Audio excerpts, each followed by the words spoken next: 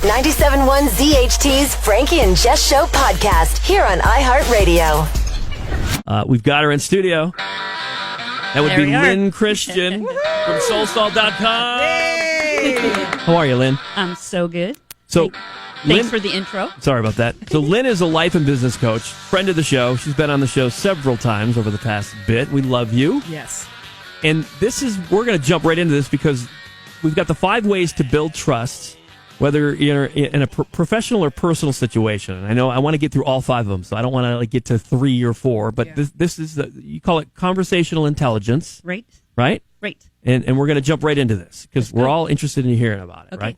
Okay, so 5 ways to build trust, either personally or professionally. Through our conversations. Because the quality of our culture is dependent upon the quality of the relationships, which are dependent upon the quality of the conversations and how well we can build trust or erode trust. It's all in conversations.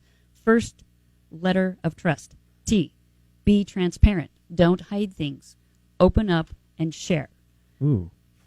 Okay, that's good. I'm writing them down. Yeah, okay. me too. Second letter, R. Respect. If you're going to talk or discuss, get in a mode where you can be respectful, because we can't help people be better, and nor can we be better when we're disrespectful to one another, because then we both go into resist and criticize mode. Okay. Or fight.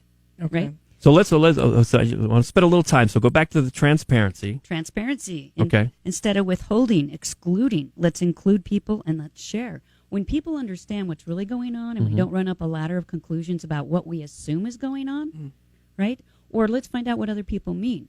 If I said, everybody here in this room with us today, what picture comes to mind when I say holiday? I guarantee you're all going to see something different. Yeah. You'll be at Christmas, you'll be at Halloween, you'll be on a holiday with your family. I used one word and we all had something different. So being transparent sometimes is finding out, what do I mean? What do you mean? Maybe sometimes we mean the same thing. Okay. I like that. So that's the first one. So that's transparent. Second one was respect again. Just want to hit on that. Okay. The third one is understanding, which means stand under the other person's reality.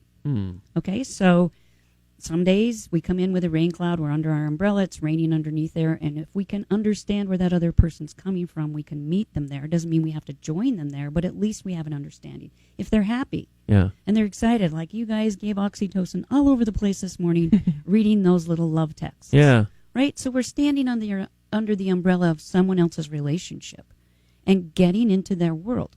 And that builds trust because they're feeling the fact that you're feeling into their world. So it's the empathy. Yeah. It's empathy, and sometimes it even goes further into compassion, because compassion trumps empathy. Ooh, I like that. Yeah. When you're empathic with another person, you're feeling what they're feeling. When you're compassionate, you can see what they're feeling, but you don't have the pain points in your head and in your brain. You literally don't mimic through your mirror neurons, their pain, and you go, this is tough. What can we do about it? Or this is rough. How can I support you? And that's compassion. Whereas empathy is, yeah, I feel that. That sucks. And sometimes we need that, but sometimes we need compassion. What we don't need is sympathy. Right. So understanding, get into their world, step into their shoes, get under the umbrella, stand there for a minute, see what it's like, allow them to see what it's like for you. That's good. The third letter, trust. TRU. Let's go to S. Okay. Success. Sometimes when we're seeking for success, we think, let's have a win-win. But your win is written in big, bold, capital letters, and their win is written in small, little, tiny font. So you get a big win and they get a small win, which means somebody loses. So what we're talking about is find a way to have mutual success. Oh, I love that. Keep the conversation going, not a compromise, because a compromise means I lose a little, you lose a little, or I lose a lot and you win a lot. It always leaves a bit of broken trust, and the conversation goes a little south. So work until you can get to mutual success. I like that. Yeah. Yeah, and that's a tough one, I would think, to get, but that's good if you can find that and that mutual. You can find it. It's amazing. I'll get with groups and I'll give them $5, and there are 3 people, and one person has to have all the money when the game's over, one person has to have half, and one has to have some. They find so many clever ways for everybody to win with those rules. It's amazing. You can break the paradigms. Find mutual success.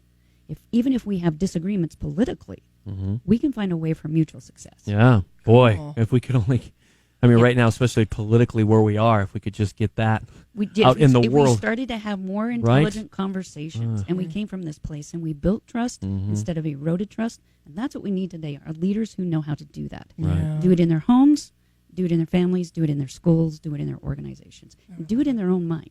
Okay, Right? so if you're just tuning into the show, so we've got life and business coach, friend of the show, Lyn Christianon from soulsalt.com. We're talking about the 5 ways to build trust, whether it's professionally, personally. These are great. So first one was transparent. Second one was respect. Third was understanding. Fourth is success. Mutual success, but it is success on each side. And the last one, the T, is tell the truth, which means maybe you're going to have to tell what you're thinking and feeling and finding a way to express that in non-explosive words, in a nature that's palatable to the other person. And they need to tell the truth. Sometimes it's just as much as saying, you know what, I'm going to tell the truth. I'm going to throw the flag on myself and say, I have to be right every time. So back off of that. We literally have addictions to being right. So sometimes we have to say, you know what, I'm sorry, I blew it. Be willing to tell the truth. Even if you have to walk something back. Be willing to see what the truth is. Have an awareness. Be responsible for having an open heart and a softness in your heart and an openness in your mind to be able to view what are the facts and what's the truth here. Let's be objective. Own your part. Let the other person own their part.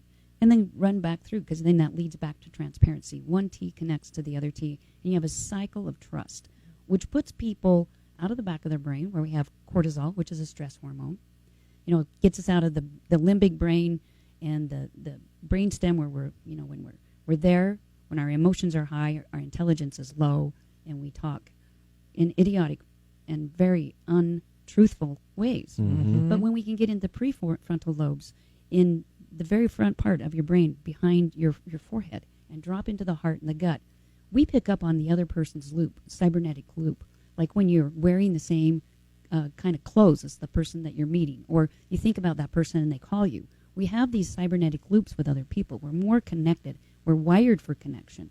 And so when we come from a place where we can have these kinds of intelligent conversations, there's nothing we can't innovate, co-create together, and investigate with honor.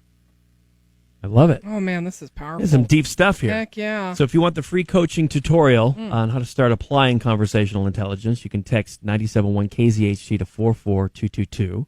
Yeah, can I say a bit about that? Sure. It's a little tutorial that says, hey, you have intentions when you go talk to your spouse, your partner, your business team, but what's the impact after you talk to them? Yeah. So this little tracking sheet says, write down your intention and then tell the truth about what's happening afterward.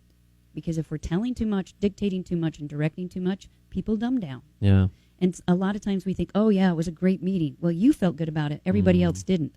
Check the outcome. Check the impact. This little tracking sheet and tutorial will help you see if you're building trust or eroding trust. I love that.